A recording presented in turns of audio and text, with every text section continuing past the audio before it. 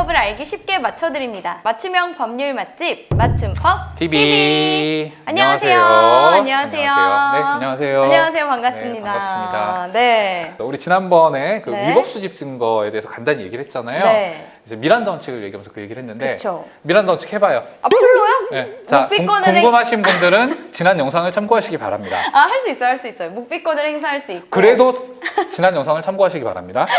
여기 자, 올라가서 들어가세요.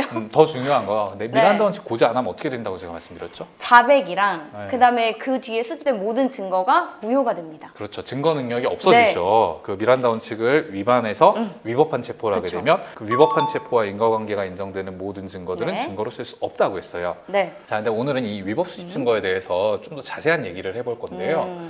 형사소송법에 따르면요, 적법한 절차에 따르지 아니하고 수집한 증거는 증거로 할 수 없다라고 규정을 하고 있어요. 네. 지금 흔히 우리가 말하는 불법 증거는 증거로 쓸 수 없다는 거죠. 혹시 아나운서님 범죄도시 3 보셨어요? 아, 아직 못 봤어요. 아직 2까지만 못 보셨어요? 봤습니다. 그 범죄도시 3에 네. 보면 역시나 우리 극중 마석도 네. 실제 마동석 네. 형님이 원투와 마찬가지로 영장 따위는 필요 없어요. 이제 그냥 다 다 때려부셔. 부수고 들어가고 막 그렇게 막 수사를 하거든요. 그냥 우격다짐으로 막 여기저기 들어가고 막 마약 찾아내고 체포하고 그런 장면 나오는데요. 자, 현실에서 그런 식으로 수사하면은요, 전부 다 풀어줘야 됩니다. 아, 그럼 1편에서 장첸도 풀어줘야 되고 다 풀어줘요. 다 풀어줘야 다 돼요. 풀어줘야 돼. 손석구 씨도 풀어줘야 그렇죠. 되고. 영장도 없이 그냥 손석구는 좀 모르겠다. 왜냐면은 네. 그거는 배경이 한국이 아니잖아요. 아, 네. 그럼 또 달라지나요? 왜냐하면 거기 보면 그래서 내용에서 그런 거 나오잖아요. 애초에 거기서 마석도는 수사권 자체가 없죠. 아, 맞아, 그러니까 일반인이나 맞아. 마찬가지잖아. 맞아. 자, 아무튼 우리 지난 영상에서 이제 말한 대로 그렇게 증거로 쓸 수 없는데, 자, 우리 그 외에도요. 예를 들어서 수사기관이 불법 도청으로 증거를 취득을 했어요. 그것도 안 되잖아. 그 다음에 영장 없이 압수수색을 합니다. 안 되지. 그 다음에 막 고문하고 막 강압해갖고 막 자백받아내요. 다 증거로 쓸 수 없죠. 네. 자, 이런 설명을 하면은 그런 경우가 있어요. 아나운서님처럼 야, 증거 다 명확하게 나왔는데 절차 안 지켰다고 해갖고서는 이거 범죄자 다 그니까요. 이거 범죄자 편 아니냐. 네. 지난번부터 그것 때문에 되게 열받아하고 네. 있잖아요. 자, 근데 제가 이런 예를 한번 들어볼게요. 큰 범죄를 저지른 거 아니에요. 그냥 소매치기가 잡범이네. 잡범이죠. 네. 막 도망가다가 아나운서님이 살고 있는 아파트로 들어갔어요. 경찰이 막 쫓아가다가 아파트로 들어간 건 봤는데 어디로 들어간 건 모르는 거예요. 그래서 한 명이 이제 입구를 지키고 네. 한 명이 이제 위에서부터 전부 다 문을 여는 거예요. 아파트 문을 아. 다 여는 거. 그래서 아나운서님 딱 집 문 잠겨 있어 그래서 강제로 막 문 따고 들어왔어요. 그래가지고 아나운서님 막 샤워하고 있는데 문 벌컥 열어지키고 없네 그러고 갔어요. 아, 경찰이? 네. 이거 범인 잡으려고 한 거니까 용인해줘야 되는 거 아니에요? 이건 좀 다르지 않아? 아, 갑자기 한 대 맞은 게 너무 당황스럽네. 자, 그 실제로 그리고 마지막에 결국엔 네. 범인을 잡았어요. 뭐 옆에 집이든 아래 집이든 범인이 숨어 있다가 잡혔어요. 아니, 근데 보통은 먼저 양해를 구해야 되는 게 원칙이 아니에요? 양해를 구해야 되는데 범인이 도망갈지도 모르니까 급하니까 그냥 다 열어버린 거죠. 이거랑 아까 제가 말한 네. 대로 압수수색 영장 없이 마석도가 여기저기 막 다 돌아다니면서 마약 다 압수한 거랑 조금 과장이 있긴 하지만 실질적으로는 다를 바가 없는 거예요. 아, 비슷한 것 같으면서도 인정하기 싫은 느낌이네. 지나친 과장이라고 이제 아나운서님은 네네. 뭐 정말 수사기관이 그렇게까지 하냐라고 그쵸. 하시는데 자, 우리 한번 보세요. 삼내 나라 슈퍼 사건, 약초 모거리 사건, 뭐 네. 재심 영화 혹시 네네네. 보셨는지 모르겠지만 그다음에 이제 가까운 걸로 그 화성 연쇄살인 사건의 그 이춘계 네. 씨 억울하게 네. 옥살이 하신 분 있잖아요. 네네네. 자, 이런 분들이 실제로 존재하잖아요. 그쵸. 우리는 상상할 수도 없는 수사기관의 그런 말도 안 되는 행위로 인해 가지고 억울하게 처벌받은 사람들이 존재하잖아요. 맞아요. 제가요, 이 국민 참여 재판을 가끔 하다 보면요, 네. 배심원들한테 꼭 물어보는 질문이 있어요. 뭐죠? 아나운서님도 한번 대답해 보실래요? 네. 자, 여기 흉악범 10명을 잡아들인 경찰관이 있어요. 네. 되게 짧은 기간에 10명을 잡았어요. 근데 알고 보니까 사실 그 중에 한 명은 억울하게 범인으로 몰려서 잡힌 사람이에요. 진짜 범인이 아니구나. 네, 범인이 아닌 거예요. 억울한 사람이에요.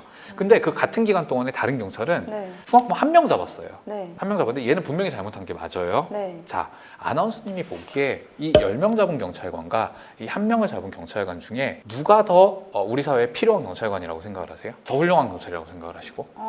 저는 그래도 10명 잡은 경찰이 그래요? 필요하지 않을까요? 대부분의 분들이 뭐라고 대답을 하냐면요. 그 1명 잡은 사람이 더 필요한 사람이라고 얘기를 해요. 왜 그러냐 하면 10명 중에서 1명이 억울한 사람이 있는 거 아니에요. 그쵸? 그쵸. 우리가 흔히 대를 위해서 소를 희생하는 건 불가피하다라는 네. 얘기를 하는 사람들이 있어요. 네. 자, 이제 그런 사람들이 대표적으로 누구다? 히틀러, 그리고 당신, 뭐 이런 저예요? 사람들. 졸지 히틀러만 저 들어주셔서. 다시 하면 안 돼요? 약간 인성 문제 있는 사람 같이 보이네. 이게 형사사법 네. 체계에서는요, 10명의 범죄자를 놓치더라도 한 명의 억울한 사람을 만들지 말라고 하는데, 이게 그래요. 아까 말한 것처럼, 야, 여러 사람을 위해서 네가 좀 희생해 라고 하는데, 막상 그 소가, 그 한 명이 네. 내가 되거나 내 가족이 되면은요 선뜻 그렇게 할 수 있는 사람 많지 않습니다. 안 되죠. 현실적으로. 안 돼. 네. 바꿀게요. 한 명 잡는 경찰이 필요합니다. 이런 예도 있어요. 보세요. 네. 실제로 아무리 전 세계적으로 정말로 너무 많은 사람을 죽인 살인범도요. 네.